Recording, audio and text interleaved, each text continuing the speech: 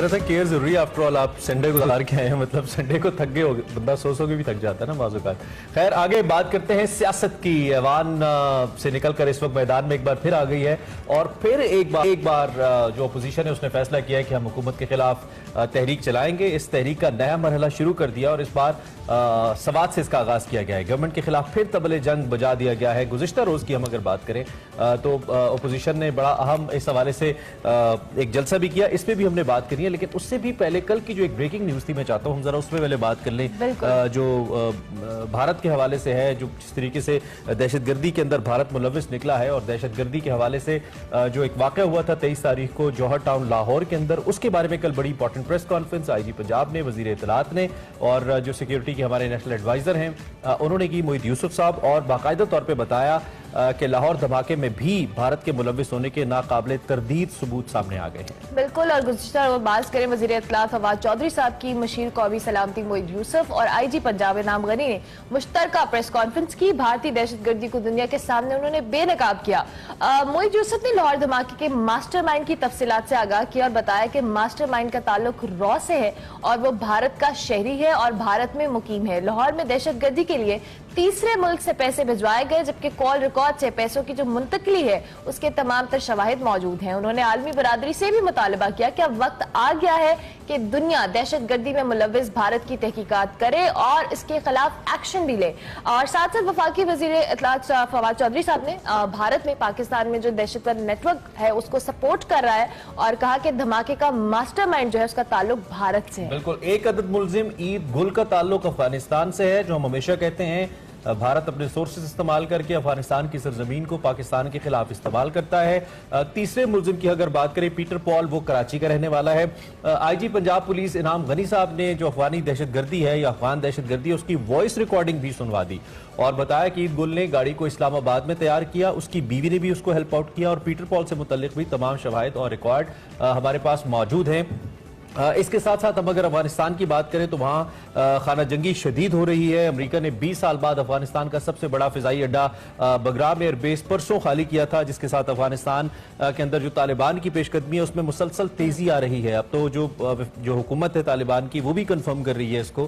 तालिबान ने 715 अमरीकी जंगी गाड़ियों और मजीद 8 अजला पर कब्जा किया है। अफगानिस्तान से अमरीका इस वक्त निकल तो रहा है, लेकिन एक बार फिर यकीनी तौर पर अमरीका को पाकिस्तान की जरूरत है। लेकिन वजीर आजम के नो मोर के बाद पाक अमरीका ताल्लुकात में कुछ सदबोरी देखने में आ रही है और दूसरी जानिब अमरीका की जानिब से मॉडर्ना वैक्सीन की जो है तकरीबन 2.5 मिलियन डोजेस पाकिस्तान पहुंच गई हैं और अमरीका के सेक्रेटरी स्टेट एंटनी ब्लिंकन का कहना है कि पाकिस्तान को जो वैक्सीन की फराहमी है इसके साथ अमरीका की पायदार दोस्ती और कोविड के खिलाफ लड़ाई में ताउन का एक मजहर है। इसके अंदर बहरहाल एक मैसेज मौजूद है। इम्तियाज गुल साहब ज्वाइन कर रहे हैं, सीनियर तजियाकार हैं, दिफाई उमूर के ऊपर भी और सियासी उमूर के ऊपर भी और खित्ते की सूरत हाल पे भी बड़ी गहरी निगाह रखे हुए हैं। उनसे जरा हम पूछते हैं कि वो अब इस डेवलपमेंट को कैसे देख रहे हैं जो ताज़ा तरीन हो रही है।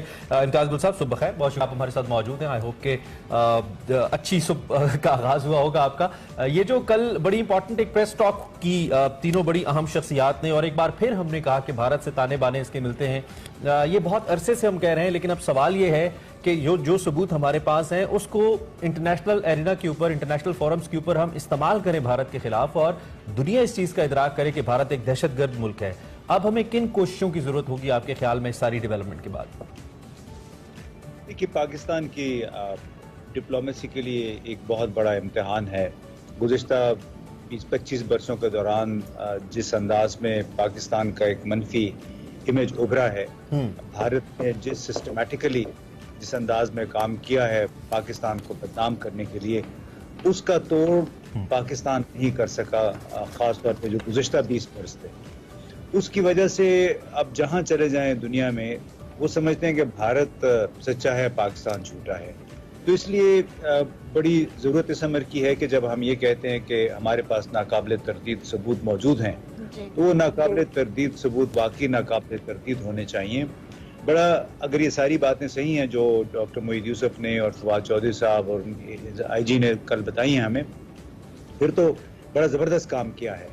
यानी उन्होंने चंद दिन के अंदर अंदर अगर तमाम ये नेटवर्क जो सिलसिला था तमाम कड़ियाँ जोड़ के और मुलजिमों की या मुजरिमों की निशानदही भी कर दी है, तो बहुत ज़बरदस्त काम है। अब इसके लिए बावर कराना दुनिया भर को उस बड़ा आसान काम नहीं है, और हम यहाँ से इस वक्त जो मर्जी कर लें, ज़रूरत इस अमर की है कि जो बड़े ममालिक हैं, यानी चाहे जर्मनी है, चाहे अमेरिका है, चाहे बरतानिया है, वहाँ पे अपने हम इनरोड्स बनाएं।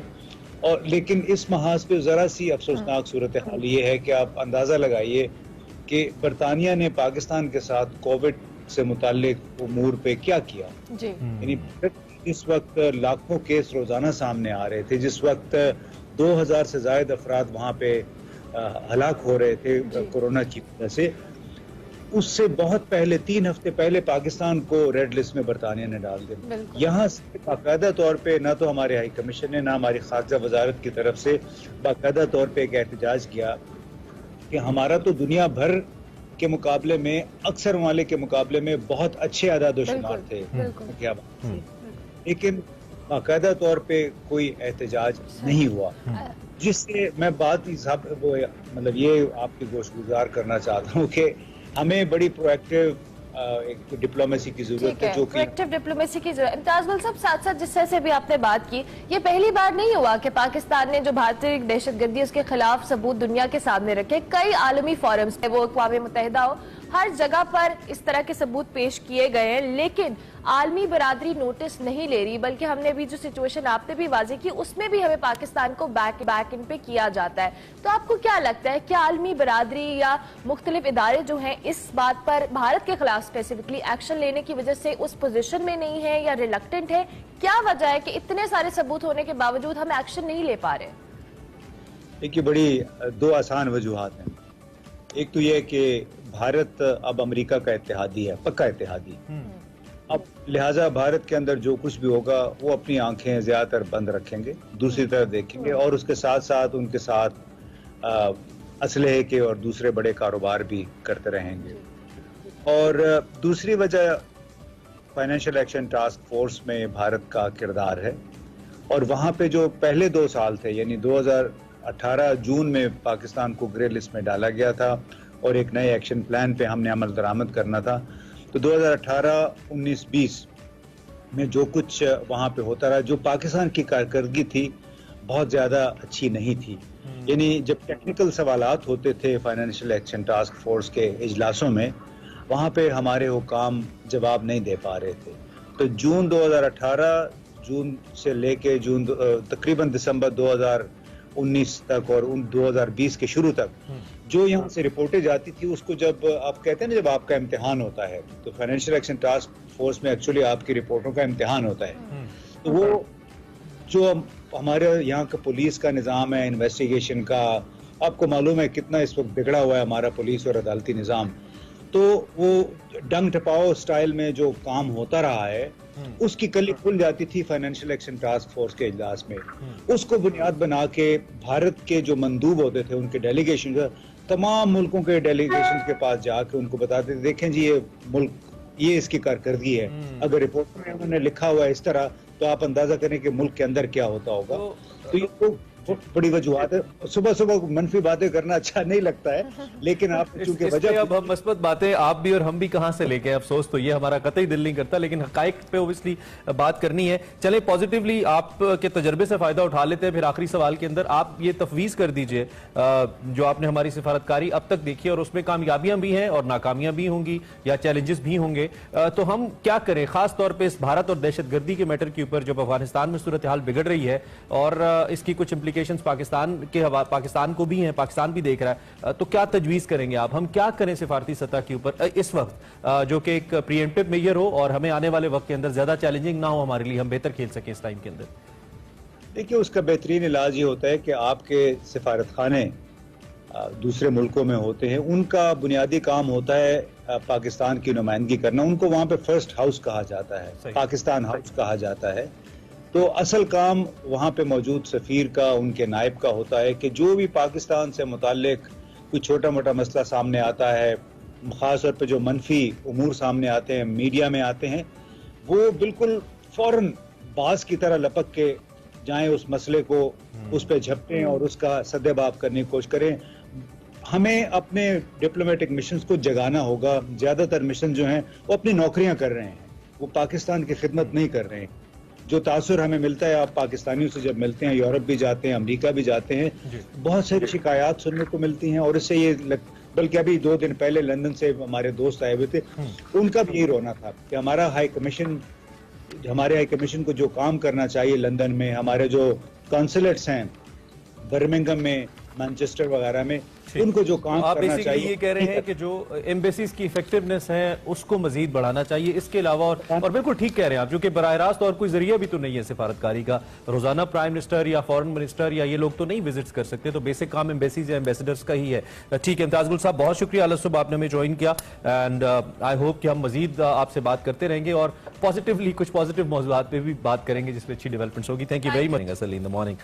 We have next we have colonel Sher Khan साहब। ओके, सो ये मेरे दिल के बड़े करीब हैं। हाँ। एक तो ये कि जब शहीद हुए, शहीद तो वैसे ही जिंदा होता है। कुरान कहता है कि जो शहीद अल्लाह की राह में शहीद हो जाते हैं उन्हें मुर्दा ना कहो, वो जिंदा है लेकिन तुम्हें खबर नहीं है। खैर, हम बात करने लगे हैं इस वक्त कारगिल के साने के अंदर अपनी बहादुरी का लोहा मनवाने वाले और जामे शहादत नोश करने वाले जो थे तो कैप्टन लेकिन नाम के साथ कर्नल था, शेर खान साहब की। वो कहते थे कि मैं यहाँ पर तुम लोगों की मौत का परवाना हूँ। ये वो आवाज थी जो बर्फपोश पहाड़ों में गूंजी और दुश्मन पर वहशत तारी कर दी। आज निशान हैदर का एजाज हासिल करने वाले कैप्टन कर्नल शेर खान शहीद की 22वां यौम शहादत मनाया जा रहा है। और उनके हवाले से आपको बताएं कि 1970 को वो सवाबी में पैदा हुए। उनके वालिद ने पाक फौज की मोहब्बत में उनका नाम कर्नल शेर खान रखा और कैप्टन कर्नल शेर खान ने अक्टूबर 1994 में जो कहले पाक फौज में शमूलियत इख्तियार की और 99 में दुनिया के बुलंद तरीन मुकाम कारगिल पर उन्होंने पाकिस्तान और भारत के दरमियान जो जंग भड़क उठी थी उसमें बहुत उनका यौम शहादत है, तो हम उन्हें खिराज तहसीन पेश करें कौम के हर उस बेटे को जिसने धरती के लिए जान कुर्बान की। हमारा खिराज अकीदत, इस पे हम बात करते रहेंगे।